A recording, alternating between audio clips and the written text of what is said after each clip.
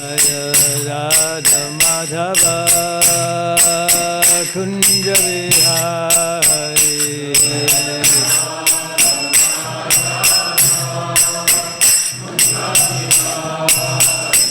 Jaya Radha Madhava Kunja Vihari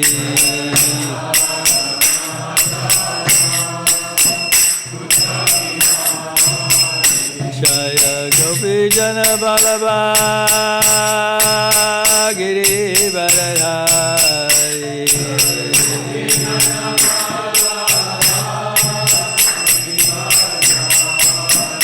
Jaya Gopi Jana Balaba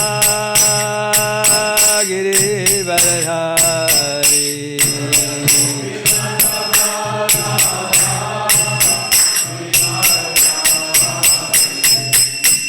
Yasodanandana Brajajana Ranjana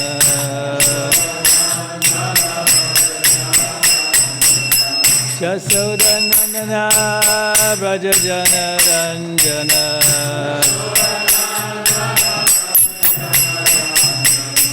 Yamuna Tira Vanachari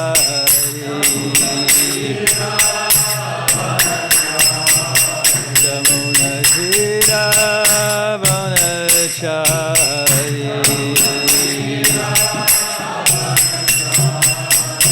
Jaya Radha Madhava Kunja Vihari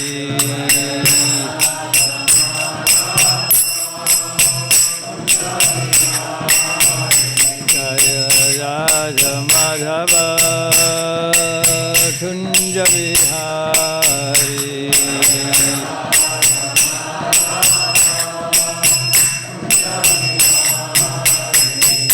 Gopi Jana Vallabha Giri Baradhari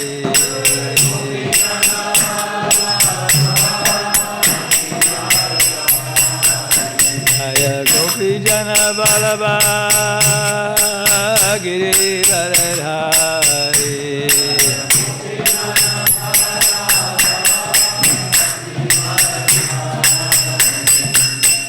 Yasodanandana Brajajana Ranjana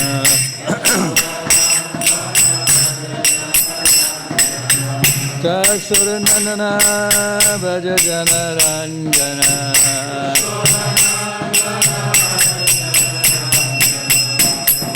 Tira Vanachari Yamuna Tira Vanachari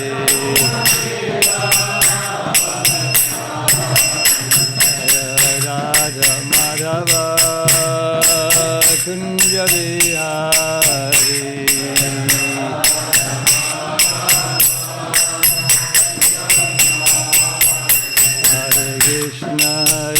Krishna Krishna Krishna Hare Hare Hare Rama Rama Rama Hare Hare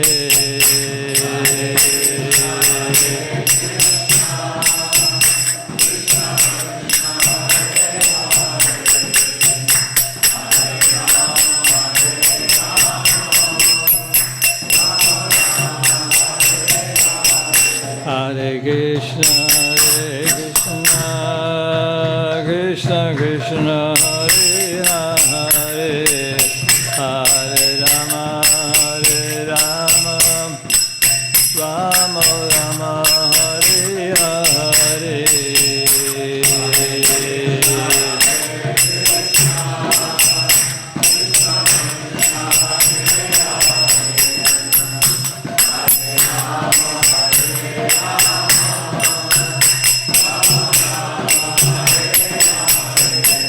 Krishna Hare Krishna Krishna Krishna Hare Hare Hare Rama Rama Rama Hare Hare Hare Krishna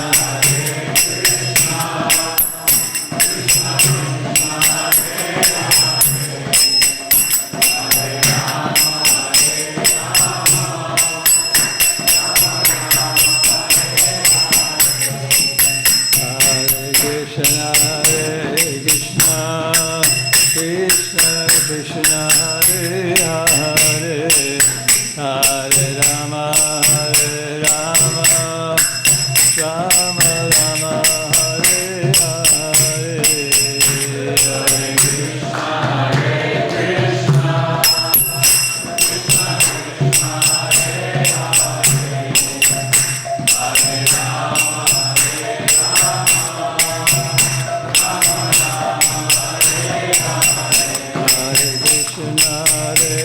Krishna Krishna Krishna Hare Hare Hare Rama Rama Rama Hare Hare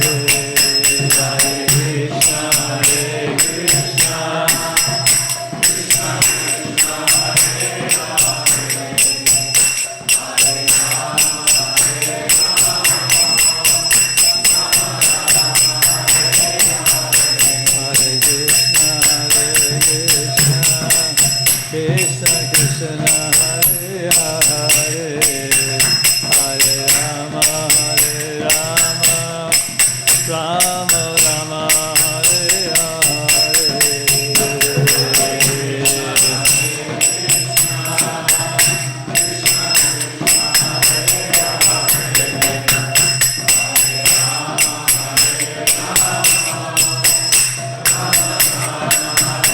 Krishna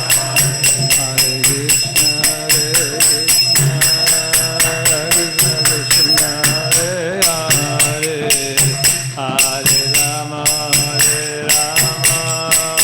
Rama Rama Hare Hare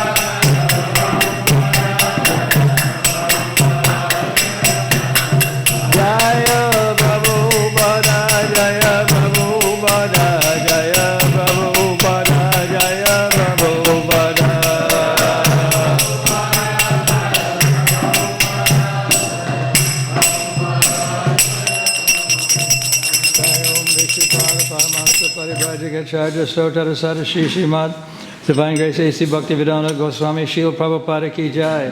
Jayam Vishnu Pada Paramhansa Parivrajagacharya Stotara Satya Shri Srimad. Divine Grace Srila Bhakti Siddhanta Saraswati Thakur Maharaj Ki Jai. Ananta Koti Vaishnava Vrinda Ki Jai. ISKCON founder Acharya Srila Prabhupada Ki Jai. Namacharya Srila Haridas Thakur Ki Jai. Prem Jagaho Sri Krishna Chaitanya Prabhu Nityananda Sri Advaita Gadadhar Sri Vasadi Gaur Bhakta Vrinda Ki Jai. Shri Shri Radha Krishna Gopinatha Shama Kunda Radha Kunda Giri Govardhana Ki Jai.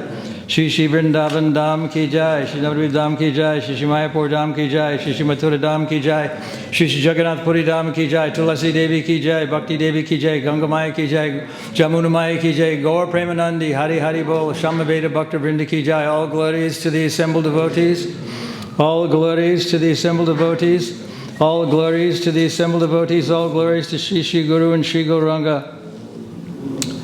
Narayanam Namaskrityam Naram Chaivam Narotamam Devim Saraswatim Vyasam Tato Jayamudirayat Nastaparayeshu Abhadreshu Nitim Bhagavata Sevaya Bhagavati Uttama Shlokir Bhaktir Bhavati Naishtiki.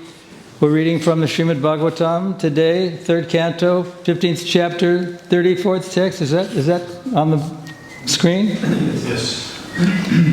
First of all, I want to offer my thanks to Ramai Swami for speaking so nicely about Jayananda Prabhu on his disappearance day. I happened to see the recorded video of him, and it was a very wonderful presentation. He's not here now, but I just wanted to say it was a very wonderful presentation. Tad Vam Amusya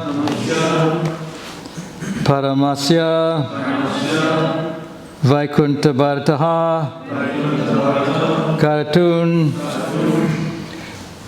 Padriksham Iha Tamiha Mandaditum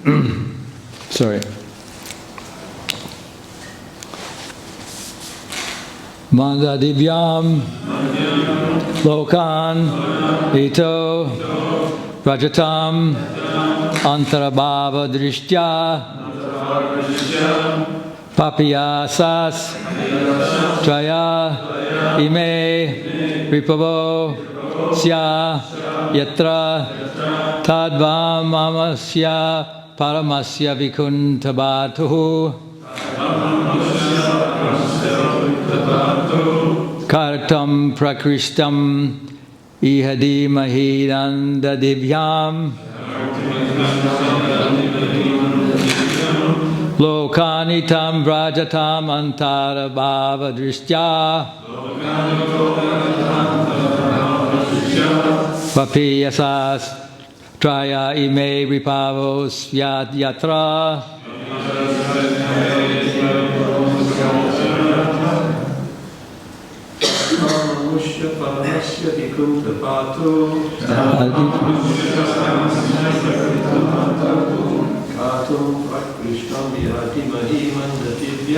Kartum Vikrashtim Ihadi Mahimanda Hadipyam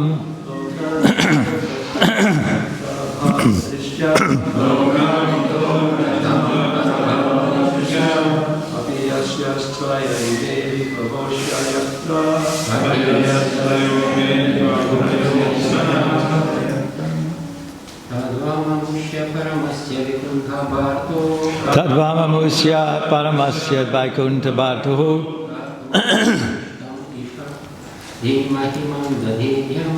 Kartum Prakrishtam Dhamamitam Mitanda Tibyam Lokanito Vrajatam Yantarabhava Trishtya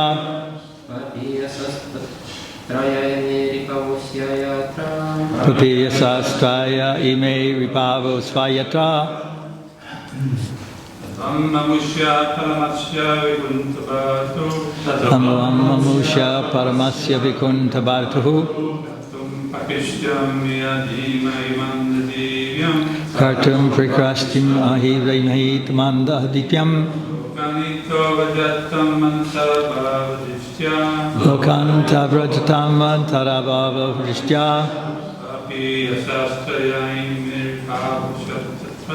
Vapiya Sastriya Ima Irako Svadyatra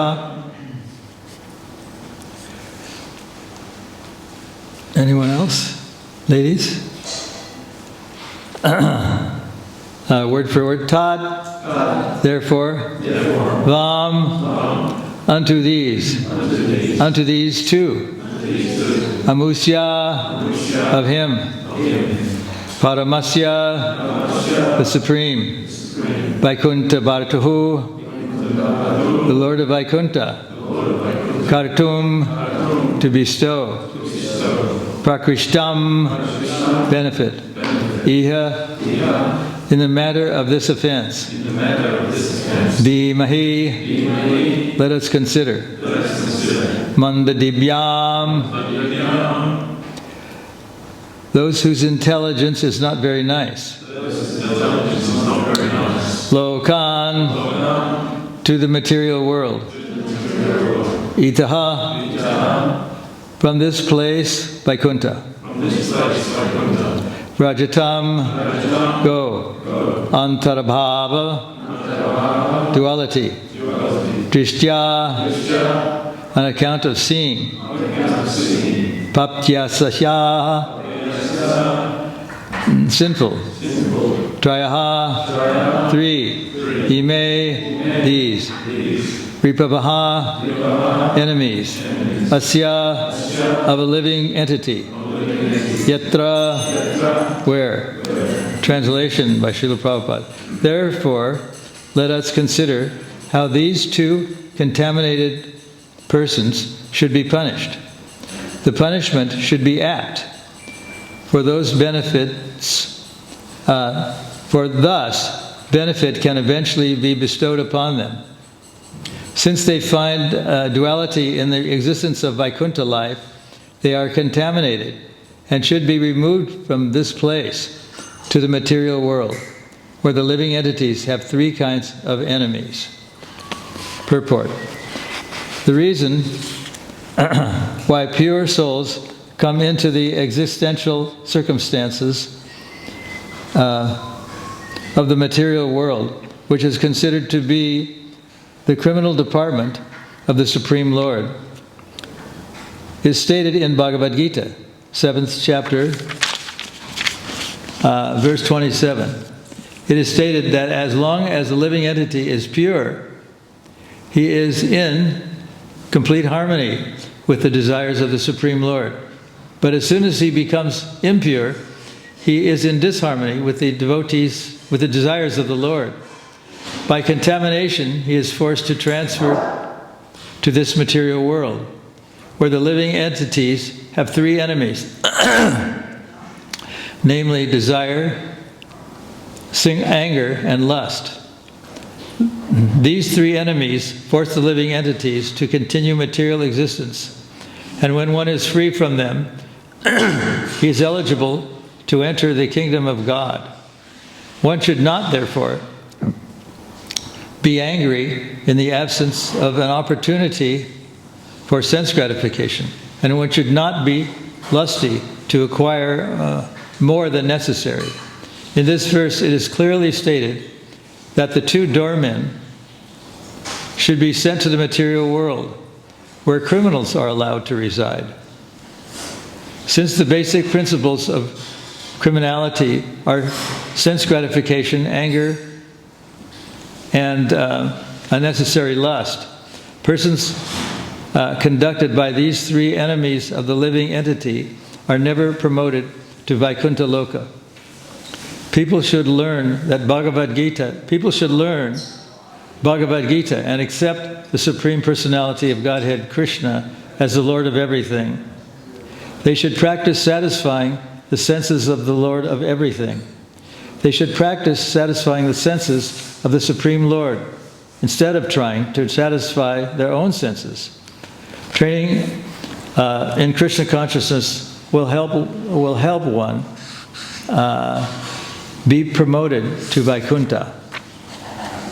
Verse again, therefore let us consider how these two contaminated persons should be punished.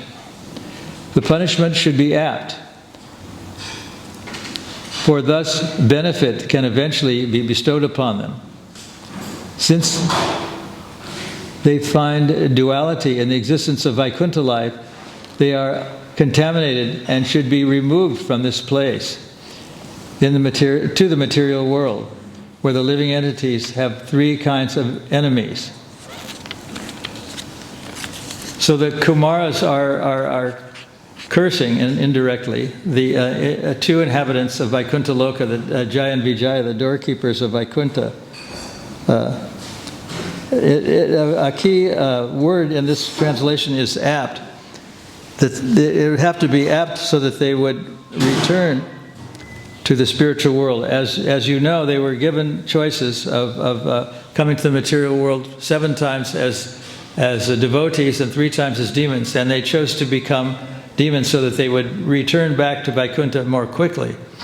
And as they were cursed, they tolerated the curse and saw it as fitting. So they were reborn as Hiranyak and Hiranyaksha and Hiranyakashipu, Ravana and Kumbhakarna, and Shishupala Shishupala and Vancha, what's his name? Dantavakra. Dantavakra, yeah, sorry. And so they had to, Krishna used his supreme intelligence to condemn them, at the same time give them the opportunity to come back to Krishna Loka.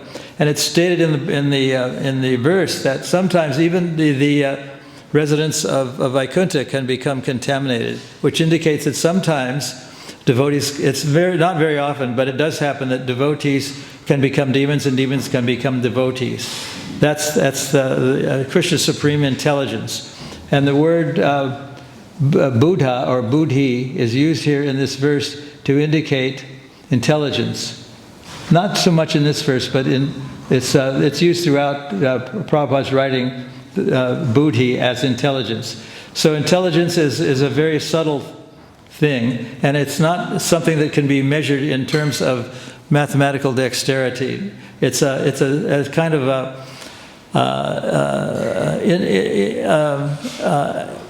very subtle kind of mentality that one becomes very intelligent. So sometimes it was exhibited in the past. There were great philosophers in the past. There was a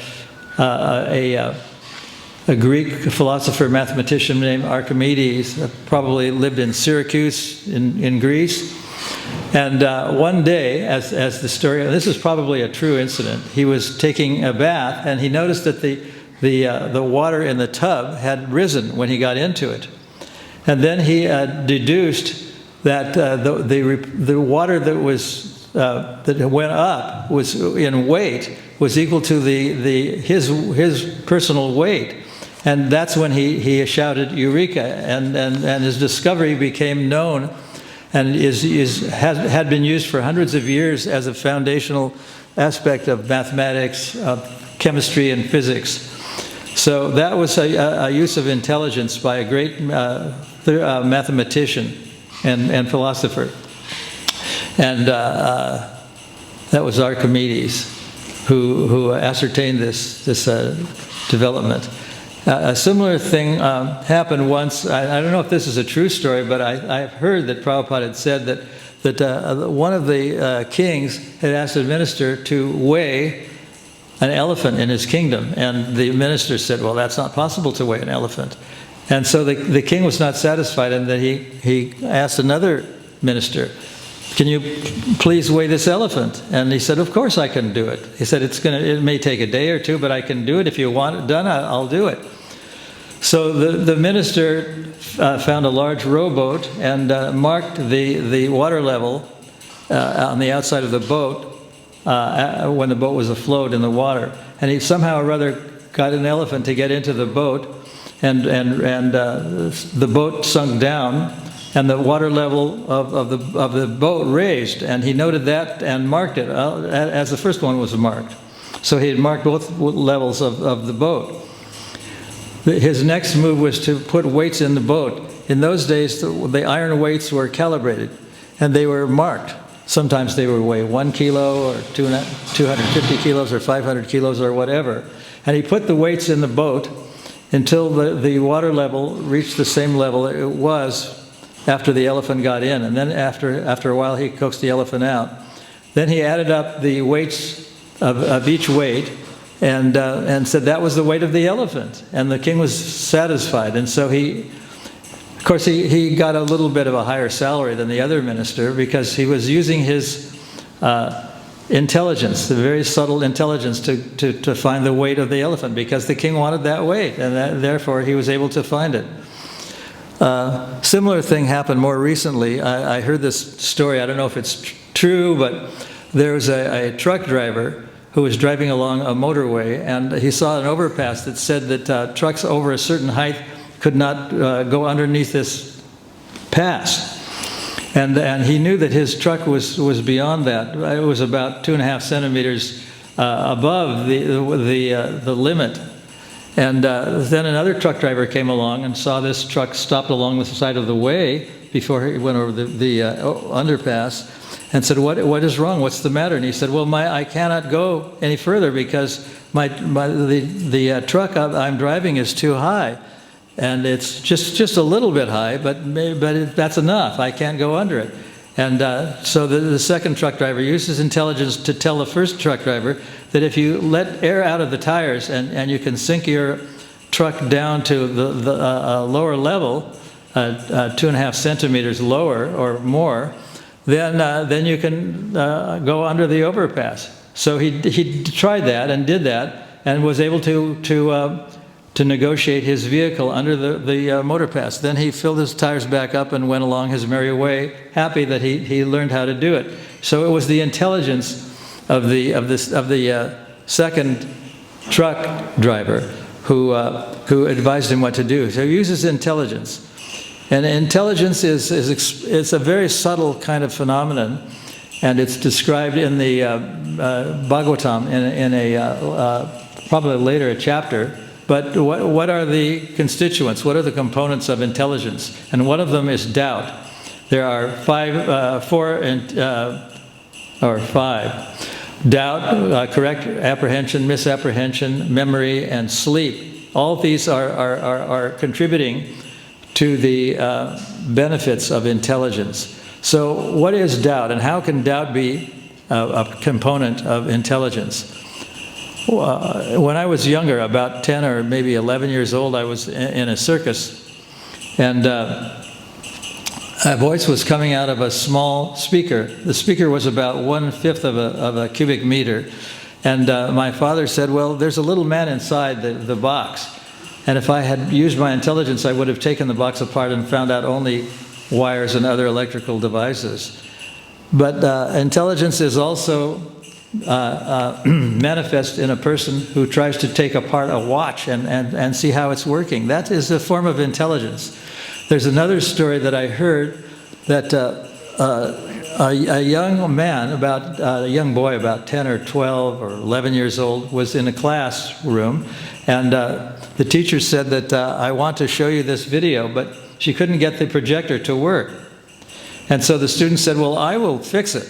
I will take it home, take it apart, find out what's wrong with it, and I will fix it." And the teacher was very distraught, and she told him that, "Well, you can't mess around with school property like this." And he said, "That's okay, I'll fix it, and I'll take it back, and it will work." So he took it apart, put it all back together, exactly the way it was, and returned it to the school, and lo and behold, the projector still did not work. And then the teacher did not complain that school property had been taken apart and put back together. It was she just accepted the fact that it was a poorly made projector, or there was a fault in somehow it didn't work. So that sort of doubt is a form of intelligence. And then there's sleep. Sleep, we know that if a person goes without sleep, intelligence becomes a bit lower, and it's hard to reason things out. So that's another form of intelligence. Intelligence is a very subtle thing. So the Kumaras were very intelligent sages, and they detected that it was a wrong thing for them not to be allowed into Vaikuntha by the doorkeepers. The doorkeepers had, in their conception, had violated the principles of Vaikuntha. and therefore they had to be punished. But because they were going to be ultimately returned to their position in Vaikuntha, the punishment was apt. And even though they were very demonic, they had the intelligence to get back to Vaikuntha Loka. And we see in this picture of Lord Nrsingadev on the altar that he is sitting down on the throne of Hiranyakashipu.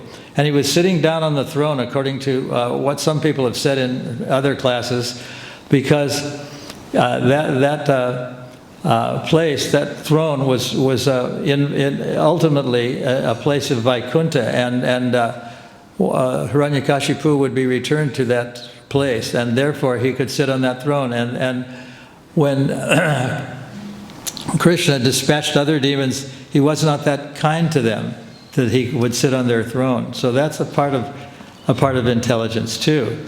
So intelligence is a very subtle thing, and it can be used by Krishna's representatives, and the great devotees who are advanced in Krishna consciousness, like the Kumaras. So intelligence can be used in various ways to bring people about a happier existence. I think I told this story once, that Giriraj Swami, when Prabhupada was on the planet, was awakened in late morning, and he came to Prabhupada, and Prabhupada didn't say anything, and he said, "Well, why have you summoned me here?" And Prabhupada still didn't say anything, and then Giriraj had asked Prabhupada, "Well, maybe you're here because you're very ill." This was in 1977, probably in about April or May, when Prabhupada was very ill. But he was in Bombay, and then called Bombay, now called Mumbai. And Giriraj asked him, he said, "So if we go to the morning program, and we follow the regular principles, and we chant Hare Krishna and associate with devotees, then everything will be all right and go on as if you are still present physically?" And Prabhupada said, "Yes, that's true." And Giriraj thought, and then he sat for a while, and nothing was said. And as he was leaving, he heard Prabhupada say behind his back, "And use your intelligence and organization." And I asked Giriraj if this is what actually Prabhupada said, and he said yes, Prabhupada did say that. And he was using his intelligence to run a very complicated settlement. The temple in Mumbai was a very complex arrangement, and people from all walks of life had become devotees. Lokanath Maharaj tells the story about how he joined Krishna consciousness. When he came originally, he had the idea that he was going to be sitting down, and on the other side of the desk that he was sitting in front of would be a person who would ask him to take an examination to see if he would be an appropriate person to join the temple. But it wasn't like that at all. As soon as he came in with his papers, Giriraj took the papers from his hand, waved them up above his head, and shouted out to all the devotees, "We have a new devotee! We have a new devotee!" It was very easy. And as a result of that, Lokanath joined the temple and became a fixed-up devotee, and later on became a sannyasi, and headed the Padayatra. So intelligence sometimes is a subtle thing and can't be defined necessarily, but it can be expressed a little bit about what it is and how it's part of life, and its components are mentioned by I think it was Kapila Dev who mentioned this in the Srimad Bhagavatam. It's in a purport, and it's also a verse. It's a component of intelligence. Doubt, misapprehension, correct apprehension, memory, and sleep. They're all important components of intelligence. So I'll read the verse again. "Therefore, let us consider how these two contaminated persons should be punished. The punishment should be apt, for thus benefit can eventually be bestowed upon them." So they were indirectly saying that they would have to be punished, but at the same time, the punishment would not be forever. Once I was at a meeting of Christians and devotee. It was a Christian devotee interfaith kind of meeting. And I asked the person I was sitting next to, I think it was an Oriental gentleman, if one goes to hell in Christianity, if one goes to hell forever and burns in hellfire and brimstone forever, And he said, actually, that's not true. He said, maybe that's said in parts of the Bible, but there's a remedy that the persons don't stay in there forever. They come back to the material world, and eventually they can even go to the spiritual world. So I didn't necessarily believe him, but I did, in a sense, think that he had come on a truth that was not readily available to most people who follow that path. That people don't go to hell forever. They can come back. And that's very similar to what happens in Krishna consciousness. One is punished for hellish behavior, and it's mentioned in the 5th canto of the different types of punishment. But they're not lasting forever. Even though they're very severe, they're not forever. And a person gets another opportunity, a second chance, so to speak, to come back to the material world and eventually go back to the spiritual world. So in a sense, these two gatekeepers were punished, but they were punished. The punishment was apt because they were able to return to their original position as in Vaikuntha Loka. So I'm going to continue reading this verse. Thus, benefit can eventually be bestowed upon them. Since they find duality in the existence of Vaikuntha life, they are contaminated and should be removed from this place to the material world, where the living entities have 3 kinds of enemies. So, of course, the enemies are gone into a little bit in the purport. What are the eternal enemies of Krishna? Lust, anger, and greed. Of course, there are many others too, but they can be returned. So the idea is that hell is not forever. Even if one becomes a demon, it's not forever. Like Vitrasura became a demon. He was Chitraketu, became a demon, and then went back to Godhead. So demons can become devotees, and devotees can become demons. So that's the end of the of my talk. Is there any comments or questions about any of this? Anything that I've said, or any of the verse? I can read the verse again. Therefore, let us consider how these 2 contaminated persons should be punished. The punishment should be apt, for thus benefit can eventually be bestowed upon them. Since they find duality in the existence of Vaikuntha life, they are contaminated and should be removed from this place to the material world, where the living entities have 3 kinds of enemies. Actually, there's another purport where Prabhupada says that one should always remember the maximum that one man's food is another man's poison.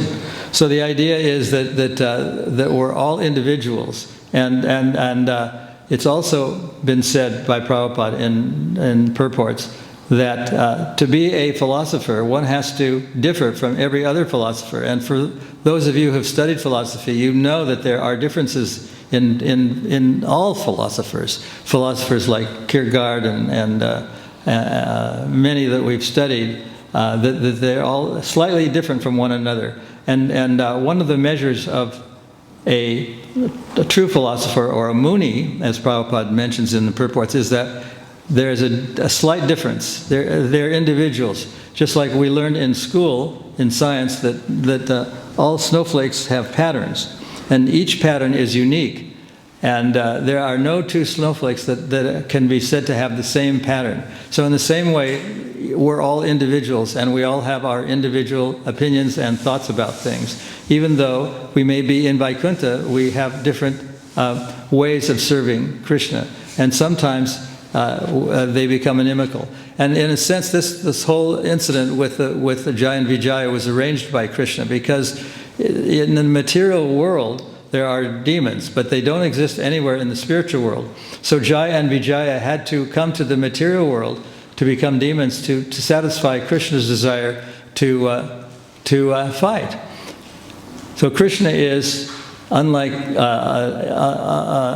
incomplete versions of Krishna or of God, he has his own desires. He even has a desire to fight. So he's not single-dimensional. He's multidimensional, and even has those desires that sometimes are considered ungodly. And so sometimes people who are new to Krishna consciousness are complaining, how can God be all good if there is evil in the world? But the creation of individual freedom is also allowed by Krishna. Krishna allows people to have the freedom to turn away from him. As in the material world, the Ekapad Vibhuti is full of demonic persons who think that we are going to live forever, that we're all going to be cured by medicine, we have better communications, we have better travel, and it's just going to get better and better and better. So Krishna arranges for people to think that way. That's part of Krishna consciousness. So any other points or questions? Yes? Raj, thank you for the class. I was thinking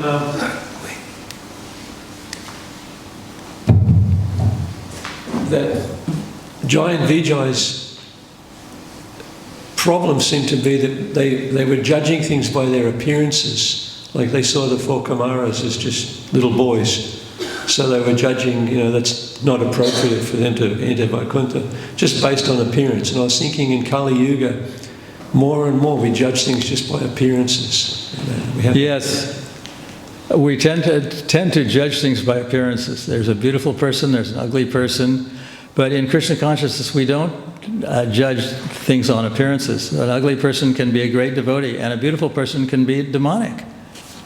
So we have to go beyond appearances and judge, if there is such a thing as judgment, judge a person's advancement in Krishna consciousness. That is the true way of judging, not by appearance. That's a good point. Thank you very much. Any other comments or questions? Yes. Thank you for the class. It says the three kinds of enemies were lust, desire, and anger. What's the difference between lust and desire? Well, it's described in the Bhagavad Gita that when lust is not satisfied, one becomes angry. So anger is a kind of further dimension of lust. If lust is not satisfied, one becomes angry, and that's mentioned in the Bhagavad Gita. That's also part of the first American Transcendental Exhibition. It shows that lust unsatisfied becomes anger, and that's the basis of anger. Lust and desire, Yes. What's kind of like the difference between them? They're different in that lust means wanting things that one doesn't need, like more money, more sex, more food, and killing animals. That's lust. And anger is manifest. We have the concept of anger control in the material world. Anger is when you unnecessarily hurt somebody or kill somebody or speak words that are very violent. And in the Bhagavad Gita, it is stated that infamy is worse than death. Infamy. Infamy is what happens when people become angry upon other people. The other people become infamous, and infamy for those people, as is said in Bhagavad Gita, they're experiencing a pain that's even worse than dying. That is anger. And so anger is not a good thing, but it does happen occasionally in the spiritual world. It happens even with Krishna. And it happens with, like Hanuman, it was the emblem of anger, because he became angry with Ravana such that he burnt the whole city down of Lanka, where Ravana was ruling. So anger sometimes can be used for Krishna. It's generally not, but it's possible. But anger is not a good thing. It's not something that devotees ascribe to. They learn tolerance. When they should be angry, when someone condemns them, instead of becoming angry, they tolerate it. So anger is considered to be not a good thing.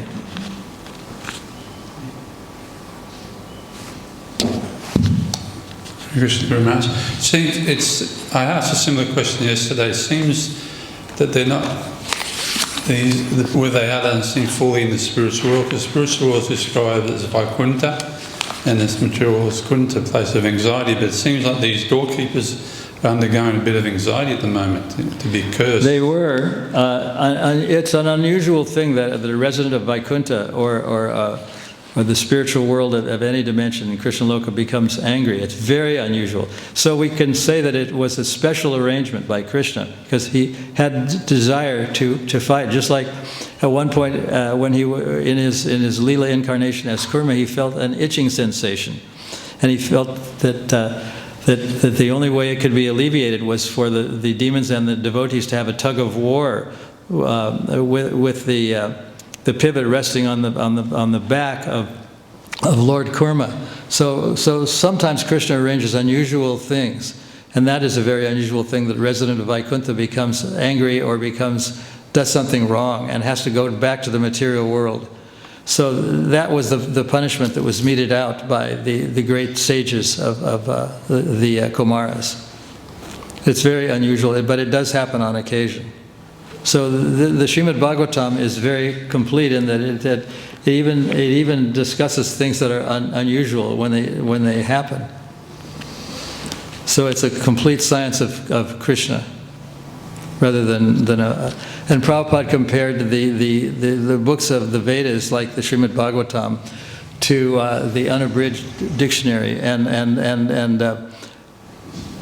dictionaries, supposedly in a metaphorical way of speaking, in other traditions are a bit limited, like college editions or pocket editions of the same dictionary. But the full dictionary, the full explanation, is like an unexpurgated dictionary, complete knowledge of the science of Krishna. So that's a benefit of Srimad Bhagavatam. Any other comments or questions? Yes?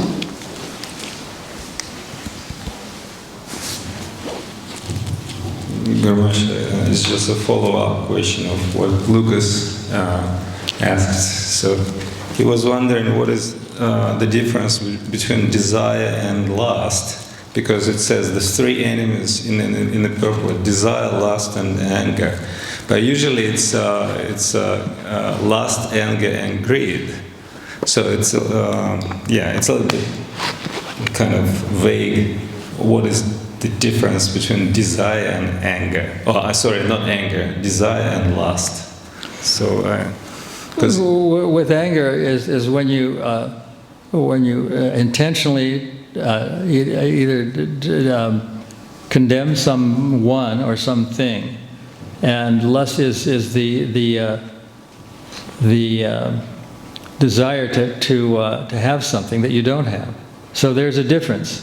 So anger is acting upon an impulse, whereas desire, you may not act upon it, but you have this urge to do something or to have something. So it's different because you're not necessarily acting upon it. But with anger, you're acting. Yeah, we're not talking about anger. This is about the difference between desire and lust. So what's the difference? The difference is that desire may not be acted upon, and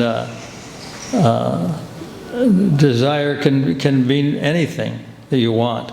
And lust is usually specific things that are not good for you, like meat eating, gambling, intoxication, and that sort of thing. That's what lust is all about. Whereas desire can be anything that you want, whether it's good for you or bad for you. You can have desire to have good things. You can have desire to have bad things, but it doesn't take the form of speaking ill of something or someone. So that's part of what the difference is between desire and lust. I mean, this could be a long discussion. It could go on for many years and many lifetimes, but that's basically the difference.